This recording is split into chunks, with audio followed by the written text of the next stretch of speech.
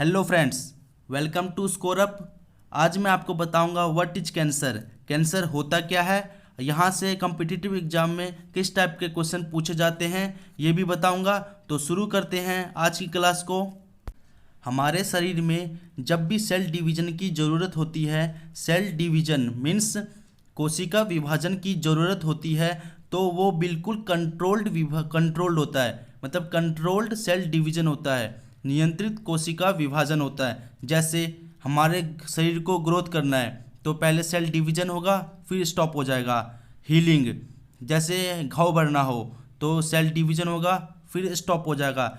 लेकिन वही cell division जो कंट्रोल में था वही अब अनकंट्रोल्ड हो जाए, अनकंट्रोल्ड सेल डिवीजन, अनियंत्रित कोशिका विभाजन हो, तो हम उसी को कहते हैं कैंसर। उसी को हम मेडिकल टर्म में कहते हैं कैंसर। तो कैंसर क्या होता है? कैंसर होता है अनकंट्रोल्ड सेल डिवीजन, अनियंत्रित कोशिका विभाजन। अब सेकंड टर्म हमारा oncology. What is oncology? Oncology is a study of cancer. The study of cancer is known as oncology. तो काफ़ी बार पूछा जा चुका है oncology.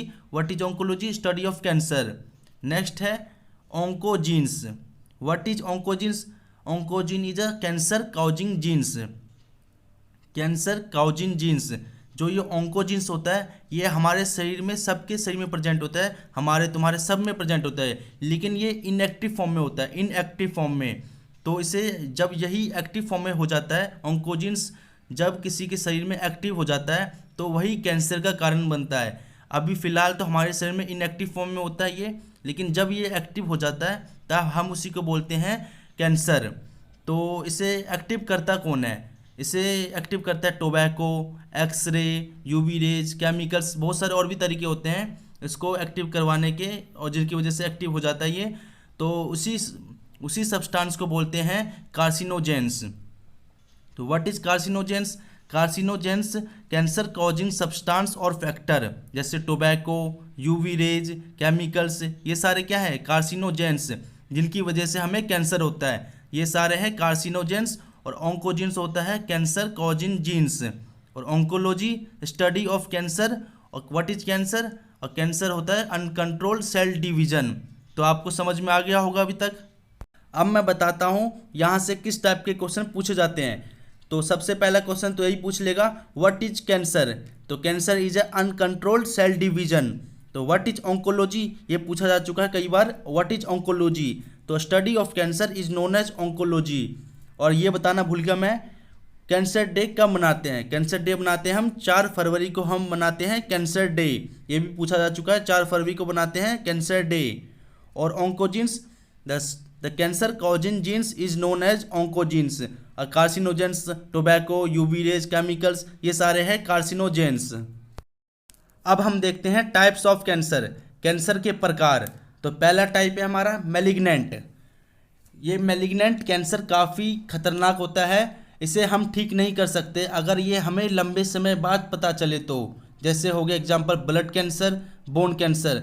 Malignant cancer it can not be cured, इसे हम ठीक नहीं कर सकते अगर हमें लंबे समय बाद पता चले तो। और सेकंड हमारा बिनाइन।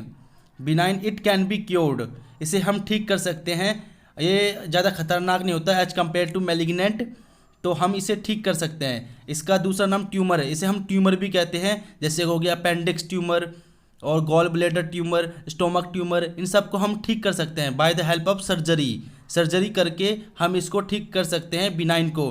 एक बार हम इसको रिवाइज कर लेते हैं। टाइप्स ऑफ कैंसर 2 टाइप के होते हैं, मैलिग्नेंट और बिनाइन। बिनाइन को हम ठीक कर सकते हैं क्योंकि ये ज़्यादा खतरनाक नहीं होता, लेकिन मैलिग्नेंट काफ़ी खतरनाक होता है, इसे हम ठीक नहीं कर सकते, it can not be cured. अब हम देखते हैं ट्रीटमेंट ऑफ कैंसर, कैंसर के उपचार। पहला हमारा रेडियोथेरेपी। तो इसमें हम बॉडी से रेडिएशन को पास करते हैं और जहाँ पर अनकंट्रोल सेल डिवीजन हो रहा होता है उसे कंट्रोल करता है, वहाँ पर जाके उसे कंट्रोल करता है। सेकंड है हमारा कीमोथेरेपी। इसमें हम केमिकल की हेल्प से कैंसर का ट्रीटमेंट करते हैं, कीमोथेरेपी से ट्रीटमेंट करते हैं कैंसर का। नेक्स्ट है सर्जरी, हम सर्जरी की हेल्प से भी कैंसर का ट्रीटमेंट कर सकते हैं। नेक्स्ट है इम्यूनोथेरेपी।